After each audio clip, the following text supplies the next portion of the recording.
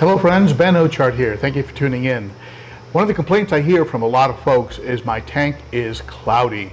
It has dust in it, and it doesn't have to be that way. And I know it can be very annoying. I don't like it. And some people call it new tank syndrome. And I don't think new tanks need to be cloudy either. And I'll go over with you right now why it doesn't have to be that way and what you can do about it to get a crystal clear tank going right away. This tank was set up and I've started putting fish in it a day ago. It's already looking great. There's a little bit of micro bubbles, but otherwise it's looking very, very clear. And it's going to look even clearer after the step I'm going to cover with you in today's video. So let's go ahead and get going.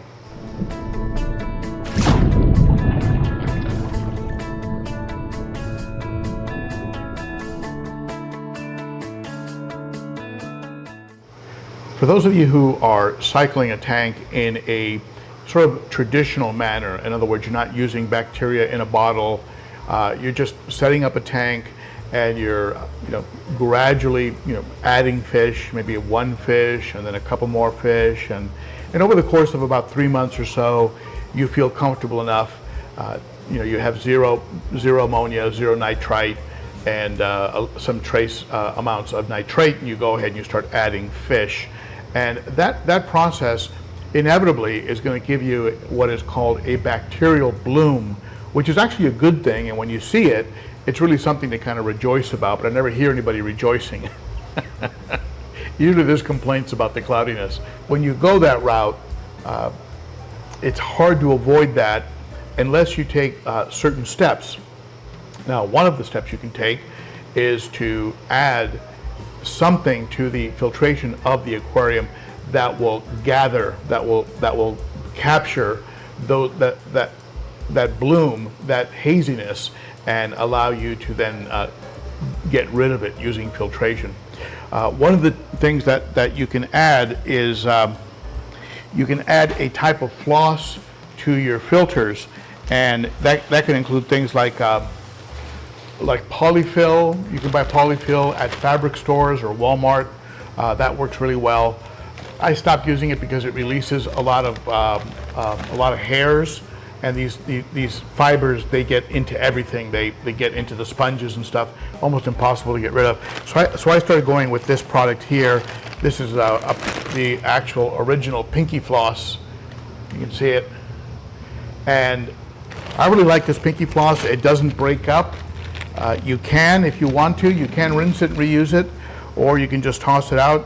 You cut it to the shape that you need for whatever filter you're using, and it's just good stuff. You buy it in like these 10-foot rolls.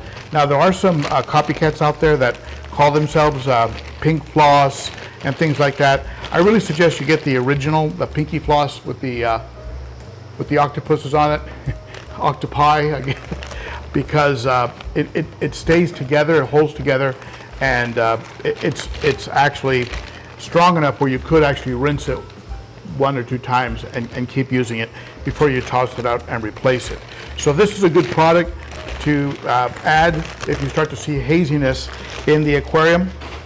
I also like the plain white filter material you can get from places like Aquarium Co-op, something like this. This is, again, it's just a type of floss that you put in the filter. You cut it to shape and drop it into your filter. This will help capture those small particles that can be so annoying.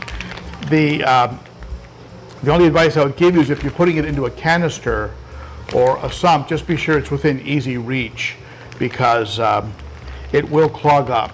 When you're using a finer filter material, if you, let's say you're putting it into an FX6 and you put it at the very bottom of the center of the filter, where the water goes last before we turn into the tank, it's going to be a problem because you're going to have to tear the whole canister apart to remove the clogged filter material. With Sunsuns, which I'm very familiar with, the water goes up through the top. Instead of returning to the tank from the bottom, it returns from the top of the canister. So you can put this kind of material right at the top of the canister, and you just reach in, pull it out, put another one in, and you're good to go when you need to swap it out. So in that sense, the Sun's a bit superior.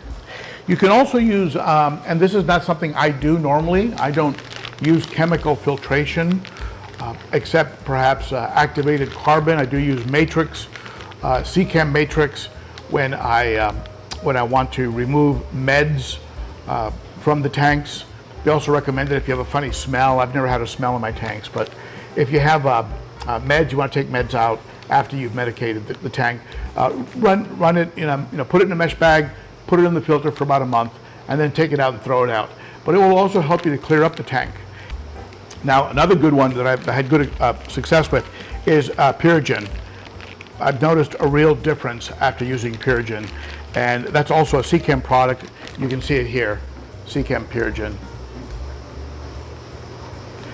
It's a resin-based product that absorbs organics. It just absorbs everything in there that could be clogging up your tank, and it's very, very effective at what it does.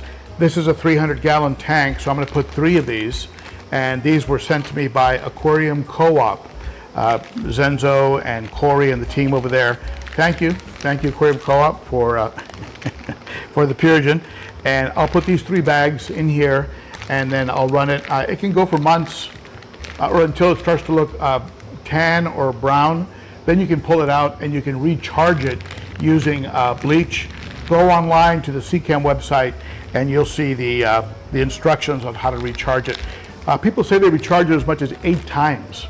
So you get a lot of life out of this. And so it's different from like ChemiPure, which is a good product. ChemiPure is a good product by Boyd Industries. But ChemiPure, you use it, and then after several months, you toss it, and then you replace it. So I think in that respect, Purigen is a bit of a superior product. But Purigen will give you a noticeable improvement in the tank. The next morning, you'll come out, you look at the tank, and you'll go, wow. It's like somebody just vacuumed it or something. It just makes an immediate improvement. So those are just a couple tips of things you can do to get tank water going right away, real clear.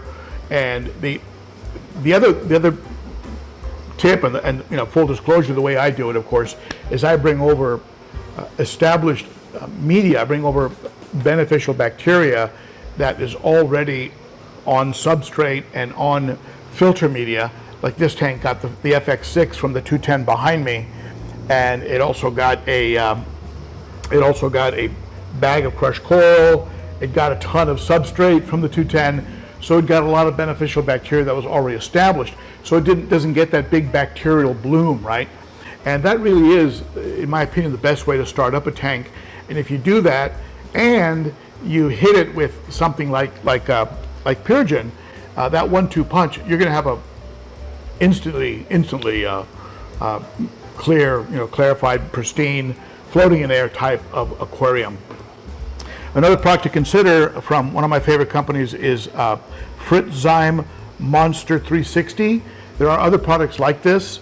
I think there's one called Clarity by Seachem. There are a lot of products out there that are similar. This one's called Monster 360. And this product, it's a biological conditioner. What it does is it binds to organic debris. It binds to it, and then what it does is it increases the size of the particle, right, of the whatever's floating in your tank, and that way it can get picked up by your filters. So this is also a good product to throw in if you got cloudiness in the aquarium and you don't want to go with a filter media or a chemical filtration that's going to go into your filters over a long period of time.